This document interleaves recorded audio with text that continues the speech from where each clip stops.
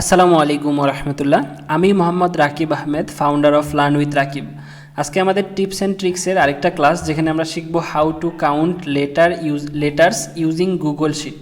আচ্ছা, তো আমি এখানে একটা বক্স বানায় রাখছি, আপনারা এটা দেখতে পাচ্তেছেন। আমি এটা ডিরেক্ট দেখাবো। তো এই হচ্ছে একটা বক্স। আমরা যখন 7 বক্স কিওয়ার্ড ইউজ করি, তো এখানে আমাদের একটা লিমিটেশন থাকে লেটারের, যে 51টা লেটারের বেশি ইউজ করা যাবে না।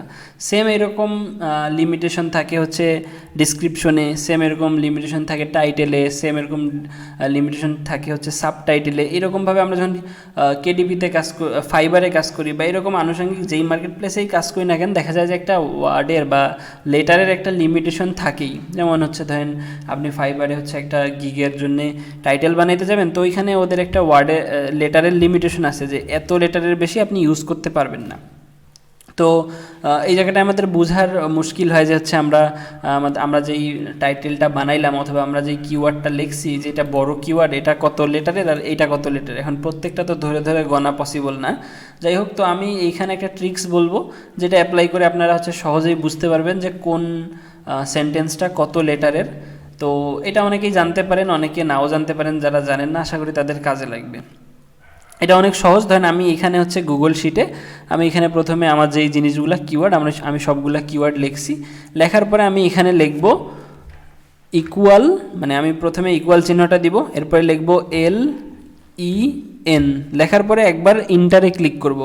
ইন্টারে ক্লিক করার পর এই যে আমি যেই সোজাই হচ্ছে লিখতেছি, ওইখানের এই সেন্টেন্সটাকে একবার ক্লিক করব। ক্লিক করার পরে আমি আবার ইন্টারে ক্লিক করব। ইন্টারে ক্লিক করলে দেখেন আমার এখানে লেটার্স, এটাতে কত লেটার আছে সেটা চলে আসছে, প্লাস আনুষঙ্গিক সবগুলোর জন্যই চলে আসছে সাজেশন।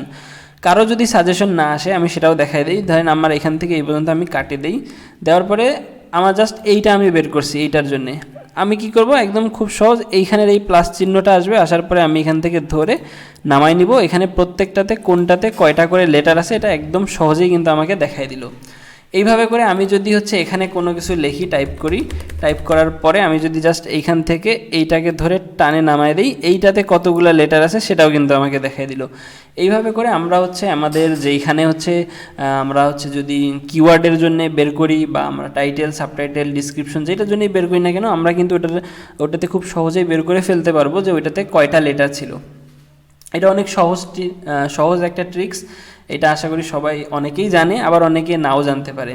তো যারা জানেন না, ইনশাল্লাহ এটা অ্যাপ্লাই করে হচ্ছে আপনারা টাইটেল, সাবটাইটেল, কিওয়ার্ডগুলোকে লেটার কয়টা সেটা দেখে ভালোভাবে ঠিক করে নিতে পারেন, নিয়ে গিয়ে এরপরে হচ্ছে আপলোড প্রসেসে যাইতে পারেন।